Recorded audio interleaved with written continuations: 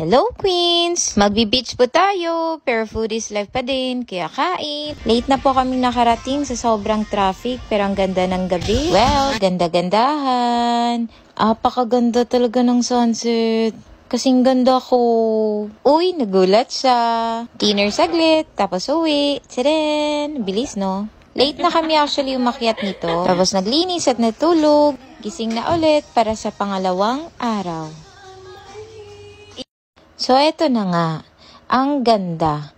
Ang ganda ko talaga. Apakaganda. Bongga din yung sunburn ko. Ganito talaga dapat. May remembrance. Hindi pa tayo nakontento sa sunburn, kaya more init. May batang takot sa init. Ito po siya. With our vice principal. Kainan na ulit. Lunchtime po ata to. Ang init, pero gusto talaga namin kumain ng sabaw. Tom yum pla pa yan, guys. Tapos kumuha din kami ng gulay, another isda, and wow. Mapapawaw ka talaga sa beach. Ang ganda. At dahil mainit din, sabayan po natin ng mango shake. Kritik-kritika na naman po kami.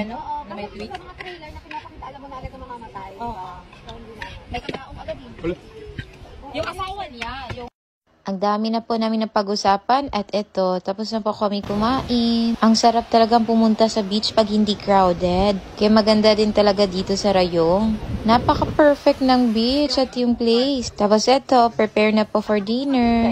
Time to eat na po. Ang sarap ng feeling ko nung nakakain ako ulit ng balut. Grabe. Sa totoo lang guys, Thailand lang ako nakakain ng balut. Tapos dito ko lang na-feel ang sarap-sarap pala niya. Huwag lang talaga yung may malaking sisiw na sa loob. Lalo na kasi ang sarap din ng sausawan. Apakabongga. Libreng pamaypay po. Hindi pa pala ito mga pamaypay. Ganito pa pala nila pinapatuyo yung mga plato at saka yung mga utensils na ginamit namin.